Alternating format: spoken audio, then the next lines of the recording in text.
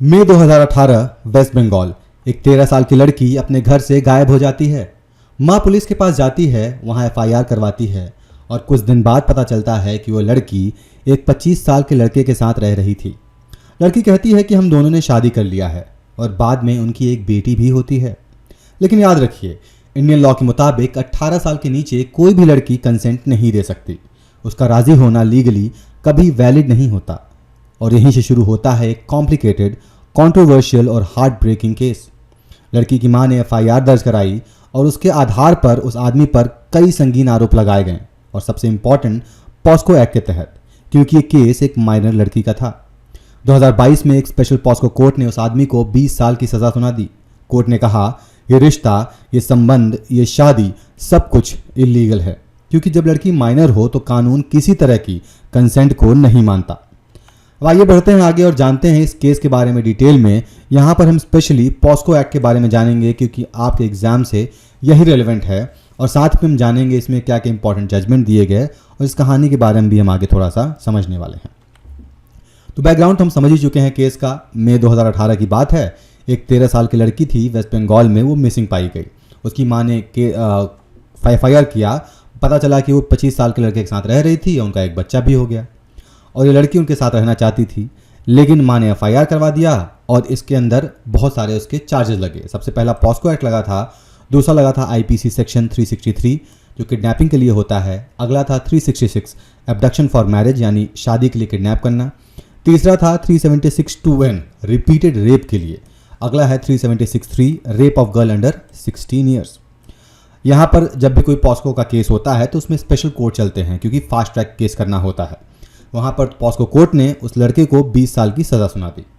अब आगे क्या हुआ हम आगे कहानी समझेंगे। अब जो लड़की थी, माँ ने बहुत सारे एफर्ट किया, लेकिन लड़की फिर भी उस लड़के के साथ ही रहना चाहती थी। तो ये केस जाता है भैया हाई कोर्ट में। अब क्योंकि ये वेस्ट बंगाल का मामला है तो ये कहाँ जाएगा, कलकत्ता या फिर कोलकाता हाई कोर्ट में। अब भैया कोलकाता हाई कोर्ट ने यहाँ पर सेक्शन 482 का यूज़ करके जो पॉस्को कोर्ट ने उस लड़के को सज़ा सुनाई थी उसको रिवर्ट कर दिया। क्यों कर दिया? क्योंकि लड़की के पर्सपेक्टिव की वजह से। अब लड़की भैया उसके साथ रहना चाहती थी। अब हाई कोर्ट क्या कहा? हाई कोर्ट ने बोला कि गर्ल अपने आप को विक्टिम नहीं मान रही है और वो आदमी के साथ वॉलंटरी यानी कि अपने खुद की इच्छा के साथ रहना चाहती थी। इवन उसको जब रेस्क्यू कर लिया गया फिर भी वो लड़के के साथ ही रहना चाहती थी और एक बच्चा भी हो गया था और वो फिर भी अपने रिलेशनशिप में कमिटेड रहना चाहती थी। हाई कोर्ट ने यहाँ तक कि जो ये क्रिमिनलाइजेशन था, कंसेंशुअल का क्रिमिनलाइजेशन था, उस पर भी सवाल उठा दिया। अब पॉस्को के अंदर नियम भैया कोई बच्चा है, बच्चा का कोई कंसेंसस नहीं होता है, लेकिन यहाँ पर अगर कंसेंसस है तो फिर क्या रूल्स बनते हैं उसके लिए यहाँ पर आगे हम बात करेंगे। अब इस जस्टिफिकेशन में प्रॉब्लम क्या है? इसमें साफ साफ तौर पर लॉ को इग्नोर किया गया। क्या इग्नोर किया गया? कि कोई भी माइनर लड़की है उसके कंसेंट को लीगल नहीं माना जाता। वो कंसेंट दे या ना दे उसकी मर्जी है, लीगल नहीं माना जाएगा क्योंकि वो 18 साल के नीचे है। अब ऐसा इसलिए बनाया गया है क्योंकि अगर ऐसा ना किया जाए तो बहुत सारे एक्सप्लॉइटर्स इसका मिसयूज़ कर सकते हैं। अगला है पर्सनल ओपिनियन। हाई कोर्ट ने बहुत सारे सोशल फैक्टर को लेकर, बहुत सारे अपने पर्सपेक्टिव को लेकर ये अपना जजमेंट सुना दिया। अगला है ये पॉस्को का जो भी ये अमेंडमेंट है, ये कंसेंशुअल एडोलेसेंट रिलेशनशिप यानी कि जो बच्चे हैं अपने मन से अगर चाहें तो रह सकते हैं। ये एक डेंजरस एक्ट हो सकता है। अगर ये ऐसा चलता रहा तो आगे चल के बहुत ज़्यादा प्रॉब्लम हो सकती है। इसलिए ये सारे फैक्टर्स को कंसिडर करते हुए हाई कोर्ट के जो भी जजमेंट है उसमें प्रॉब्लम्स थी। तो सुप्रीम कोर्ट ने क्या किया? सुप्रीम कोर्ट ने स्यू मोटो प्रोसीडिंग। अब ये स्यू मोटो प्रोसीडिंग क्या होता है? आप एग्जाम आपको देना है तो आपको ये टर्म समझना चाहिए। तो इंडियन कॉन्टेक्स्ट में जब भी कोई कोर्ट, अगर सुप्रीम कोर्ट है, हाई कोर्ट है, बिना किसी के पिटिशन के या फिर कंप्लेन के खुद ही वो केस उठा के प्रोसीडिंग करे अपने कोर्ट में, उसको हम कहते हैं स्यू मोटो प्रोसीडिंग। तो यहाँ पर सुप्रीम कोर्ट ने स्यू मोटो प्रोसीडिंग के अंदर में सुप्रीम कोर्ट के जजमेंट को भी पलट दिया। और यहाँ पर अभी हालांकि इसमें डायरेक्टली कुछ भी जजमेंट नहीं दिया गया था, लेकिन इसके रूलिंग को वो असाइड करके यहाँ पर सुप्रीम कोर्ट ने हाई कोर्ट को क्रिटिसाइज़ किया। क्यों किया? क्योंकि उन्होंने पॉस्को का जो ऑब्जेक्टिव है उसके अगेंस्ट जाकर यहाँ पर अपना जजमेंट दिया था। तो सुप्रीम कोर्ट ने यहाँ पर क्या किया एक्चुअल में? तो सुप्रीम कोर्ट ने 3 मेंबर का एक्सपर्ट पैनल बनाया और विक्टिम से बात करके और आर्टिकल 142 का यूज़ करते हुए जो सेंटेंसिंग के लिए यूज़ किया गया था, इसमें यहाँ पर 3 मेंबर का पैनल बना के बातचीत करके आगे अपना जजमेंट ये देंगे। अब वो जो 3 मेंबर के जो एक्सपर्ट पैनल थे उनकी क्या फाइंडिंग है, उन कमेटी की फाइंडिंग पे सबसे पहला क्या है, जो लड़की फिलहाल है वो पॉवर्टी यानी कि गरीबी में रह रही है, टेम्परेरी शेल्टर है उसके पास, लेकिन फिर भी वो आदमी के साथ, जो लड़का है 25 साल का, उसके साथ ही रहना चाहती है।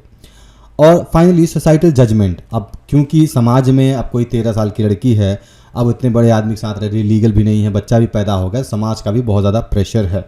साथ ही में सिस्टमैटिक फेलियर हुआ है।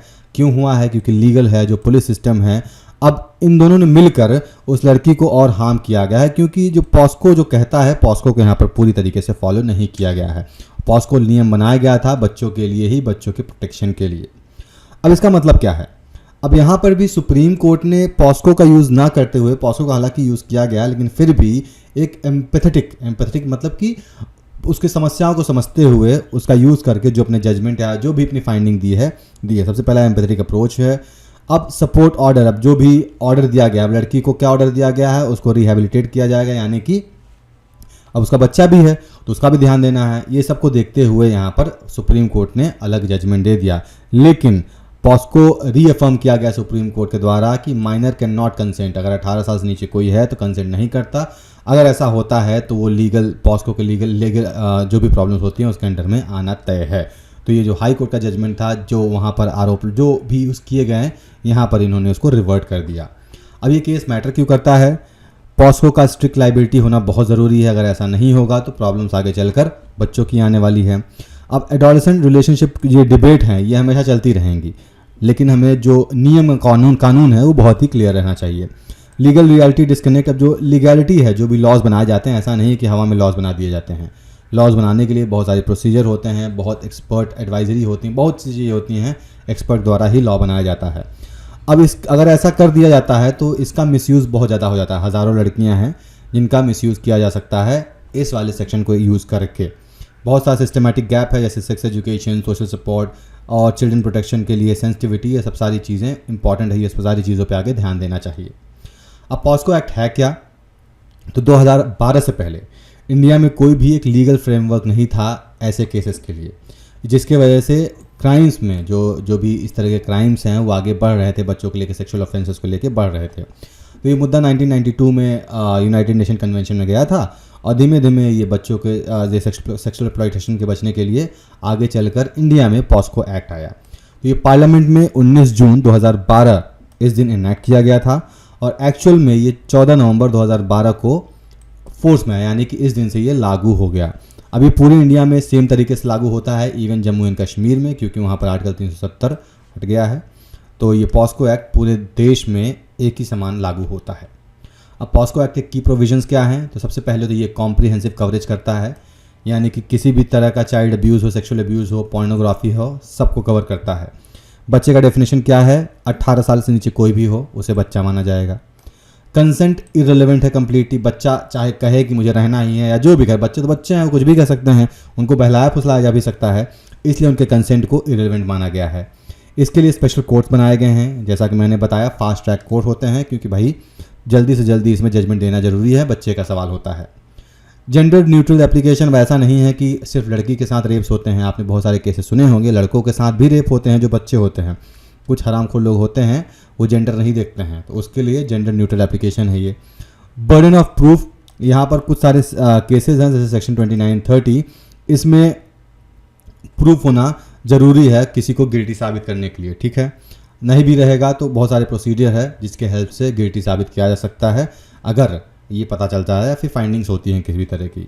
टाइम बाउंड ट्रायल, 2 महीने के अंदर यहाँ पर ट्रायल किया जाएगा, और 1 साल के अंदर जस्टिस जानी होती है। ये फास्ट ट्रैक केस वाला मुद्दा आ गया। और रिपोर्टिंग बहुत ही मैंडेटरी है, ठीक है। तो ये इसके की प्रोविजंस हैं। पनिशमेंट क्या है? तो अगर पेनिट्रेटिव सेक्सुअल असॉल्ट होता है तो 10 साल की जेल होती है।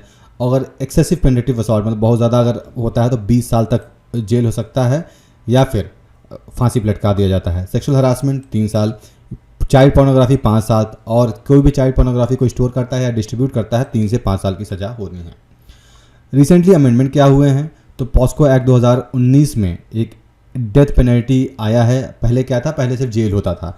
अब अगर कोई एग्रेवेटेड सेक्सुअल असॉल्ट होता है, यानी कि बहुत ही संगीन सेक्सुअल असॉल्ट होता है, या फिर कोई भी चाइल्ड पोर्नोग्राफी सर्कुलेट करता पाया जाता है, तो उसे जेल के साथ साथ मौत की सज़ा भी सुनाई जा सकती है।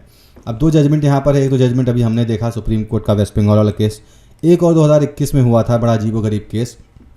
पता नहीं हमारे देश के हाई कोर्ट और जजेस को क्या हो गया, मुझे नहीं पता है, लेकिन वहाँ पर तोड़ मरोड़ के केस को ऐसा लपेटते हैं कि इस एक्ट का कोई मतलब ही ना रह गया।